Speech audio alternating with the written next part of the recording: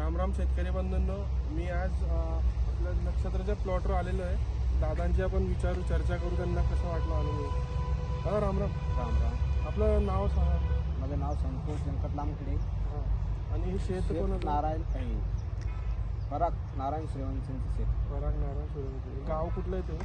हे देवारपाड्यामध्ये येतं. देवारपाडा, तालुका मालेगाव. हे रोप टाकलेलं आहे आपण. हो, हे कोणतं टाकलं आहे? हे टाकलेलं आहे मी. मला वाचता येत नाही, हां. पण हे टाकलेलं आहे मी. माझ्या शेटने आणून दिलं आहे, मी टाकलेलं आहे. बरं. किती किलो टाकलं ना? हे 9 किलो टाकलंय दादा. पहिलं आत्ताचं हां. पहिलं 10 किलो टाकलंय. हां. पहिलं 20 किलो टाकलेलं आहे. अच्छा. हो, तुम्हाला उगवण शक्ती कशी वाटते? एकदम चांगली वाटली दादा आम्हाला. चांगली आहे. हो, तरी किती टक्के जर्मिनेशन समजायचं? म्हणजे ते टक्क्याचं आपल्याला काही समजत नाही, हां. पण उगणदारी चांगली आम्हाला दिसली आहे. हां. तर आम्ही दुकानदाराकडे गेलो होतो एक पुडा घ्यासाठी, हां. उगणदारीसाठी, पण त्यांनी दिलाय मला. अच्छा. हो, त्याच्यात ते मर वगैरे वाटतं तुम्हाला? नाही मर वगैरे काहीच वाटत नाही. आता वातावरण बदलमुळे मर वगैरे काही नाही नाही, काहीच नाही टाकत. नाही ना? नाही. तुम्ही बाकी शेतकऱ्यांना काय सांगाल? हे बियाणे टाकलं पाहिजे की टाकलं हो, पाहिजे? चांगलं 100% टाकलेलं पाहिजे. टाकलं पाहिजे. हो, चालेल, धन्यवाद. थँक्यू.